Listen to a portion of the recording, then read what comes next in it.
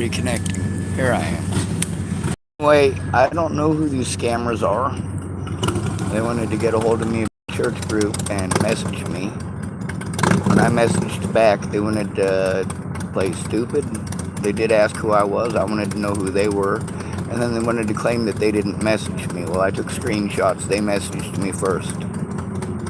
Matter of fact, I've got multiple conversations going because as soon as I messaged the church group, I got multiple replies back. And then they asked me why it is that I replied to the group message. That's what I replied to. And then I got a bunch of individual replies back saying I didn't message you. No, somebody did. They were the first ones to message me, not the other way around. I was the one messaged first from those numbers. I replied to a group message. I didn't message their individual numbers. However, if it messages their individual numbers, then doesn't it stand to reason that it would be in the same group text? Especially since in the group text, there's still people typing in it. Yeah, we should probably figure out what that's about. Now then, these people are telling me that they didn't message me. It's wrong number. Obviously, it's wrong number. And then they're typing at me, well, I don't know how you got my number. I got your number because you fucking messaged me. I got your number because your church group messaged me. I already typed that. If they're going to say, I don't know how you got my number after literally just messaging me, what the fuck? No, this ain't okay. They do say that they don't know me. Well, maybe they don't, and maybe they do. The fact that they're fucking sending harassing messages to my phone and claiming that they didn't, well, that's what makes it a harassing message. That's what makes it gaslighting. Not cool.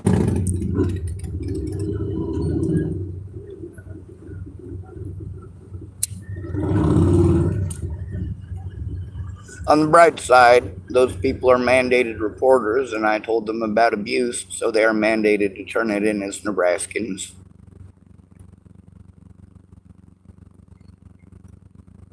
I think I'm going to do that. I should probably make them aware.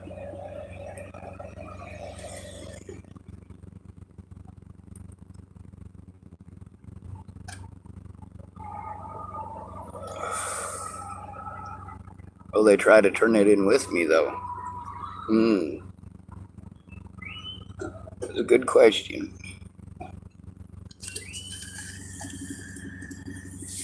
Anyway, when I turn stuff into the cops, I have to be able to record it when I do it. Because they will pretend it didn't happen or I made it up after the fact. They always do. They call me schizophrenic and delusional. And yeah, it's obvious that I'm not. It's obvious that I am overwhelmed, and it's obvious that people keep taking advantage of me. I'm an at-risk adult.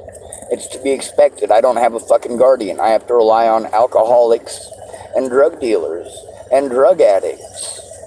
That's who I have to rely on. Look at how much help my help did.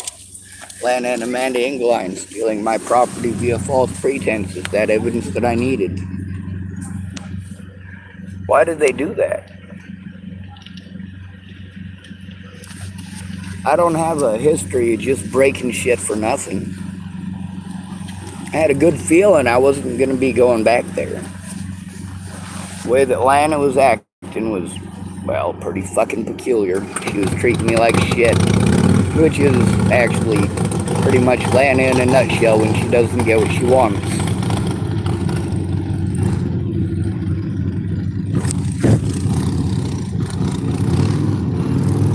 What's cheaper, Viagra or a muffler?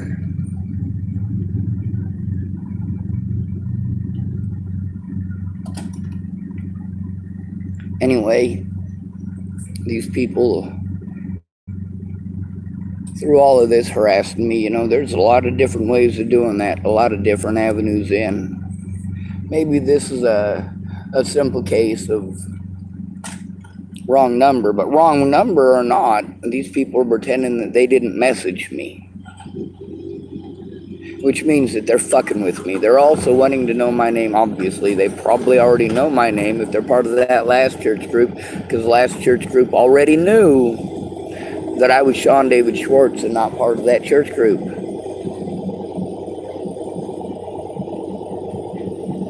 When they say they don't know who I am and they're not willing to give up their names, well, they messaged me first.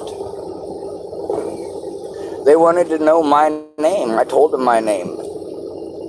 If I'd have been a woman in their church group, they would have treated me a lot different, guaranteed.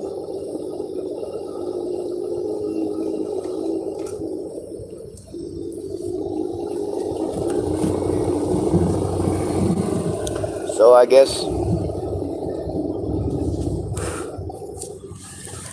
I will give them both the opportunity to let me know their names, as well as the opportunity to assist me in turning in these crimes, because I've already made them aware.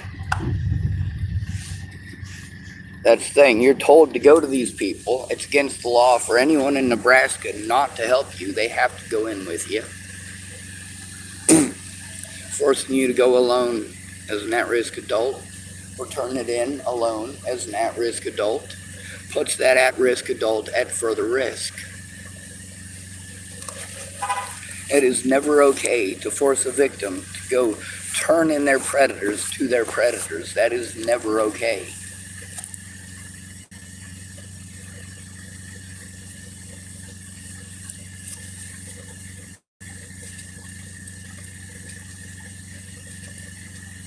It is never okay for those predators to abuse their power. It is never okay for them to destroy the evidence of their own abuse, but in their position they get to.